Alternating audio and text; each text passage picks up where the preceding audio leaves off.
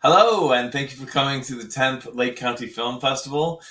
It is Sunday morning, and that is time for religion, which is why I scheduled this short film block Q&A at this time. This is the Losing My Religion Q&A session. I'm very excited here to have Matteo from the film Faith and Michael from the film The Priest. How's it going, everyone?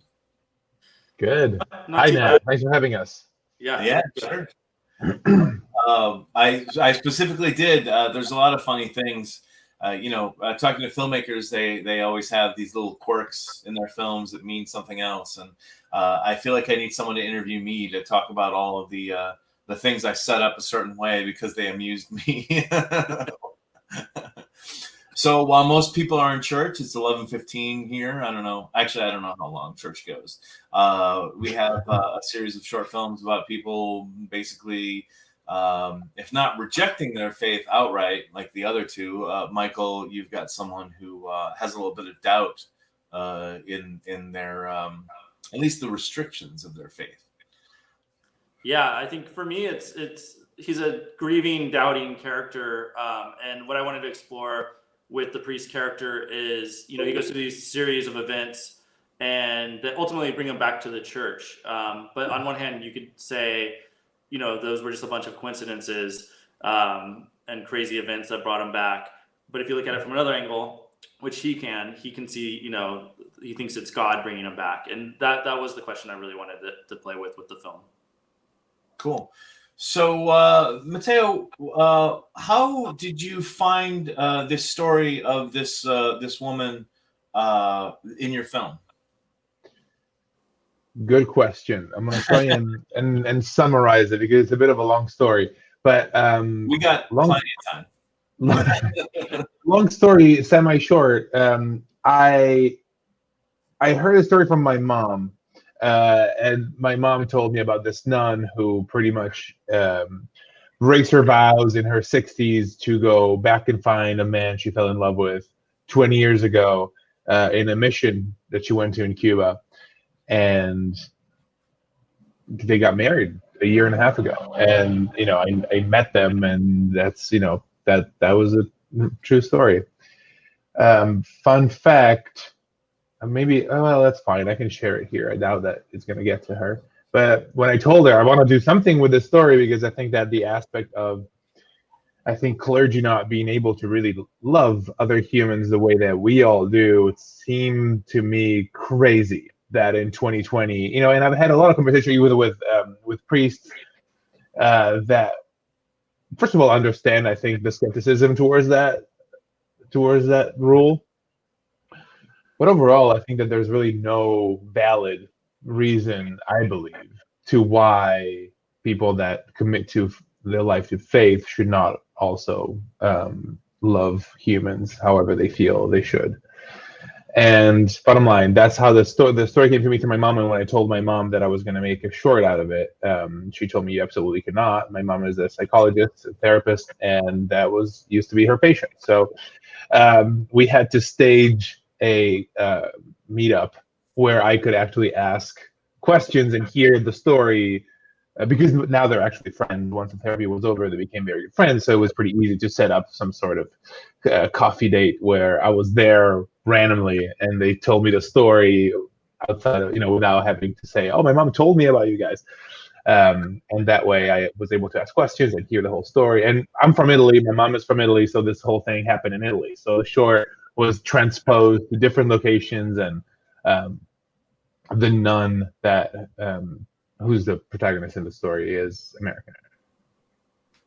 And then she moves to Cuba. She moves to Cuba. I guess there's a parallel in real life. She just goes back to Cuba to find him, and then they actually move to Italy together, where they get married. In the short is very condensed, and it's really just about the scene of her deciding to go back and find this man, and then the travel to surprise him, and where also, and there's a lot of coincidences in the real story that felt odd. Like this guy for, what is it, 25 years was just waiting for her, or I guess never got married, never anything. I don't know. There's a lot of aspects that I even made up in my short that then they told me the real story. It's like, yeah, kind of how I made it. Like, but I thought I was fudging the numbers, and truly, she just showed up at his doorsteps and without calling or sending a letter, which seems crazy. And he was just there, ready to, or I guess still hoping that she would show up one day. That's a great story. Yeah, I it was a lot of pressure, I think, on me, because you really take a person's life story that is so delicate and so important to them, and you decide to do a little short, and even showing it to her, because I did show it to her eventually. I was sweating bullets. I was very nervous, but she loved it, or at least so she told me. So that's good. Michael, where did you get this idea for this all these crazy things that happened to your character? I mean, it really. It's a true story, right? Yeah. Like Mateo's. It might be. Who knows? You know, like, so I live in Los Angeles, and when you get out like a couple hours out of LA, there's just a ton of desert towns, these small little desert communities. You know, and I've always been fascinated by them because they collect such a range of people. You have military people, you have hippies, you have people escaping, looking for aliens, survivalists, like just this eclectic group of people that these small towns seem to attract. But in all of them, there's always a church. And I always kind of wondered, like, driving through these towns, like, who are the people who go to these churches? And, you know, some of them are really desolate and just really removed from the world. And, you know, what does it mean to be a priest or pastor at one of these churches? And do you feel useful or not? Is this what you kind of envisioned your life would be when you thought of going into the church? And so it started with that question of just who is the priest at this church? And that's how I developed the character from that. And just this idea that he feels useless. He feels like he's not part of the world. So how can you help the world? And then the story is he's lost his brother, who's sort of lived this magnificent life, and he wonders, was his brother's life more valuable than his? And so that's really where he really starts. And then the first image I had was the priest about to kill himself, to shoot himself in the head on the side of the road, and then getting hit by a car, only to wake up in the back of the car. And that's what I started writing, and the rest just kind of came from that. That's cool. That's very cool. You know, I meant to say, Mateo, when you mentioned that you didn't think it was a good idea that clergy are allowed to have relationships, and I've never really been involved with religion much, but I feel like it's to their detriment. It's to the detriment of the parishioners, that these are people that don't have experience with personal relationships in that way. Yes, I mean, I think this is a conversation that is endless, and I'm happy to have it. I think that where I come from is, let's say that, you know, your passion is directing film, just randomly, as you know, just to make it relatable to me, and someone told you, okay, you can do it, but you have to choose between doing that and getting married and loving someone. So I think that at that point, if you love it that much, you might consider making the choice, but it doesn't feel organic. Like, oh, well, they chose that. It's their choice to go A instead of B. It's not their choice. It's a choice that was imposed on them unfairly, and there's really no benefit to it. Clearly, there's a lot of flaws and problems that stem from it, like from either I think sparking sexual issues within the community, or attracting people who maybe they have either issues or their sexual life is not as developed, or you know, just I think it's like a ticking bomb, regardless whether it's about attracting people or accentuating people's issues. And then, I mean, we've seen the cons, and the pros have yet to really grasp one. So actually, if anyone has one, I'm open to listening. I mean, it seems like the pros are just because God said so. You know, like, He didn't. People in medieval times made that up. That was not a thing in the Bible. I should say, because the pro is because we say God said so. Yes. And would you watch a movie about a romantic relationship from someone who has never had a romantic relationship, how do you give advice to your parishioners in an area that you have no experience with personally? Like, Well, I've never been an alcoholic. I'm not going to go lead an Alcoholic Anonymous like meeting. no, that's fair, but I think that's maybe, I don't know. I actually felt that was an asset in a way, being like, I'm not particularly pro-religion. I'm not particularly atheist or against. I mean, I'm against the institution and things that stem from the institution, but I think that believing in the invisible, however we want to phrase it, is definitely part of humanity, and it's great. I think the spirituality is important. So I think that going in with literally just a clean slate and listening to a story that eventually it's just about really telling that story. I thought that my perspective came from a very neutral place, so that's why I felt more. But again, like, I think the short. I mean, again, I've never said it before, but I don't think the short is about. About preaching about this point. Actually, originally I started the short with the idea of kind of making with a card at the end that said, like, in 2020 the clergy is still, forbidden to love humans the way other people. I forget what the card said, but something it felt like a PSA almost, and I removed it, and it's like, it's just a story. It's just a story, and it's not about hammering people in the head with the message. The message is more something that can spark conversation, about the movie, or once you've seen it, or once. But the most important thing is, I think, for people to connect with the character, feel her emotions, and be in for the ride, and then that's it. All three films, while they deal with people basically losing their religion, or at least temporarily, or going against it. I don't know how to mention yours, Michael, because he's lose it. I honestly just titled it this because 3 of the programs are named after songs, and momentarily shirking your religion didn't flow off the tongue as well. But they are more about the people. But Michael, yours, and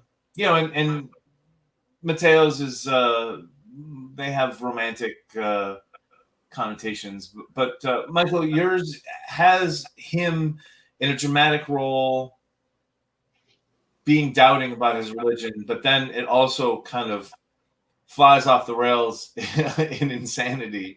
How did you balance the tone so well in the short? Well, I hope I did. Thank you. I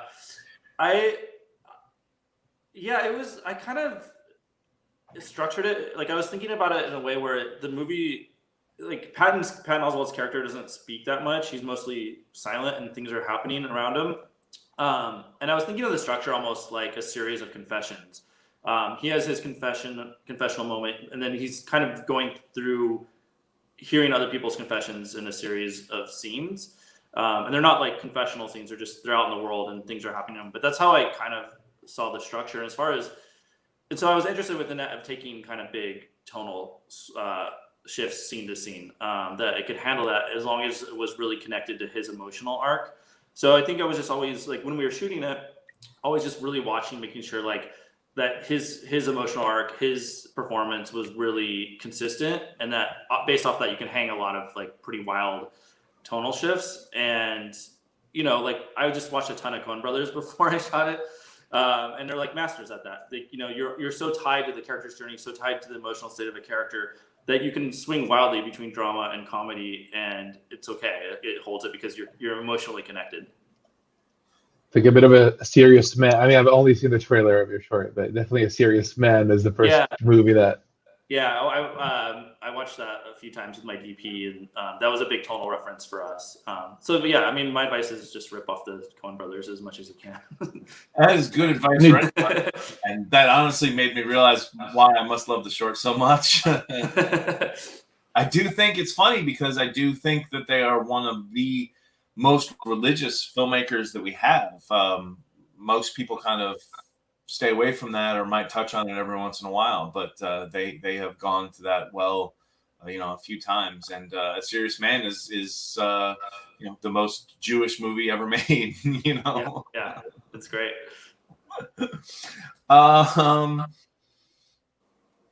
Can you guys talk to me about your actors? I find that other independent filmmakers that the acting or getting access to known actors is probably the hardest thing that they have to do. And I don't know if times are changing, but I have so many films this year that have name actors in them that it's honestly quite surprising.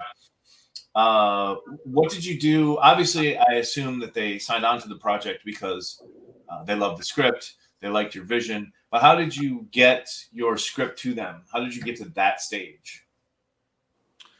Well, I had written it, and I was thinking about casting, and I was thinking about trying to get a name actor, and also thinking there's no way in hell anyone's going to do a short with no money and all this stuff. And I did think though, I might have a better chance of getting a comedian, because it might be an interesting role for a comedian to do something more serious. It might be an opportunity for them. Also, like I said, it's a pretty quiet role, so I wanted someone who could emote a lot, and just say a lot with their face, and a lot of comedians can do that. And so I was thinking all this when one day I randomly was at a parking lot, and I looked over, and Patton Oswalt was just standing there, and he was just kind of lost in thought, and he was waiting for his car, and I just thought he'd be amazing. Like, he'd be so perfect. I've been a fan of his for a long time, but I just saw it. I'm like, he's so sympathetic. I think he could just like be incredible at this role. And I of course thought he'll never do it. But I sent the script to his manager, through my manager, with no real connection, thinking, he'll never read it, whatever. And it was just a few weeks later, he came back and he said he was in.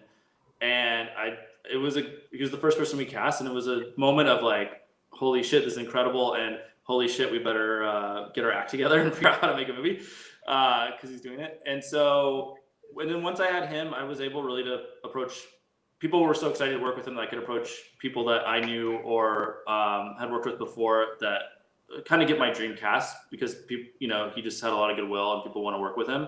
But I asked Patton, like early in the first day shooting, just like, why did you do this? And we paid him no money. He asked that the money we were going to pay him just be donated. So he just said that he just connected to the script, that it just caught him on the right day at the right time. And he said, yeah.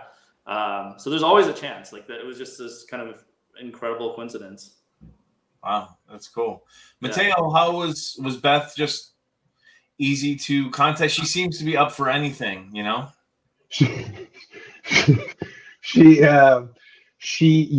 Well, no, it was not easy to get to her, but it was lucky, probably similarly to Michael. I think that so my best friend was a production supervisor on the Mindy project while I was putting together the script. And Beth Grant was on that set, and she's a woman of faith. And my friend Sarah told me, let me just give it to her. You never know, and let's hand it over. And she loved it. She wanted to meet with me and her for lunch, and then we had lunch, and she loved the vision, and she was like, let's do it. And then it took a bit to just find all the parts that would make it the good, as good as it could be with no money and all those things. But she was very good to work with. She was lovely, and she was really in it. It didn't just show up to just, okay, let's do the short and then I have to go do more important stuff. She really felt the character. She was the one. I remember in the beginning, well, because we pretty much open on her in her underwear in a vulnerable moment, and I remember she was like, well, let me know if you think that naked would be a better choice. And I was surprised. I was like, oh wow, like she's really, she was the one pushing, because I was, I'm not going to say starstruck, but whenever you're working with a famous actress, you just don't want to push. You don't know how far you can push sometimes. And I think that set the tone for, okay, let's do it. I'm happy that I think being naked in the first scene was not the right choice, because it would just become all about that. But regardless, showed how much she was into it, and it was really a joy to work with her. That's I didn't mean that she'll do anything. I just meant that she seems to love the work. You know. Absolutely, absolutely. It was just it was just funny sounding. I know you. I know what you meant. And she's just she loves it. I've met her a couple times at festivals and stuff, and she's just an absolute joy. I can only imagine what it would be like, actually working with her. It was the only fun fact that I will share is I think that especially in the beginning she would test me very indirectly. I think that whenever I had a decision and she was like, "Well, but are you sure that we should do this and not something else?" I think that my decisiveness on my decisions made her more comfortable. I think that whenever she was like, "Well, should we go with the blue or the red sweater?" I think that me insisting on no, it should be the blue one because blank and blank made her feel more at ease for the rest of the day. Because I think that I'm an unproven director in ways. I've never directed a feature, so it was a fun way to connect with her. And yeah, she's so fun and kind and does not she's playful, 100%, yes. Yeah. How's the film been doing? Where have you been and where's the film going? Mateo. Okay. I've sent it to very few festivals. And we get into Holly Shorts and waiting to, and of course, like Lake County Film Festival, and then waiting to hear back on a few more later this year. I am guilty of not having a plan for it once I made it, because I think that it was so hard to put it together. And after, it's just like, yeah, I'm gonna send it to a few festivals and share with people that I care about. And it's been doing well. People really seem to like it, and most importantly, I think it's the short that I'm happiest with that I've made. So I'm very happy that you enjoyed it as well. Cool. And what are you working on next? I am. First of all, I think that I've been very unsuccessful in being creative during quarantine, and now I maybe something changed in the air. I don't know what it is, but I've been working on a feature script, and because I love directing and writing, I usually just write to direct. So it's a little harder to motivate myself to actually write a feature because you never know when it's going to get made or if it's going to get made. So, but now there's a couple of movies that I've been one that I had already written that I should refine, and then a new one that I'm developing. I personally am very much looking forward to a little bit of quarantine vacation. I'm envious that you spent, however long you spent in lockdown, not accomplishing much. Michael, where's the priest been? Where is he going? I started the year applying to festivals all over that were places I just wanted to go, and so unfortunately, haven't been able to go to any of them. But it's actually it's turned out good. We've been in about 20 festivals now, and we premiered at Cinequest, and we're in Holly Shorts as well, and LA Shorts.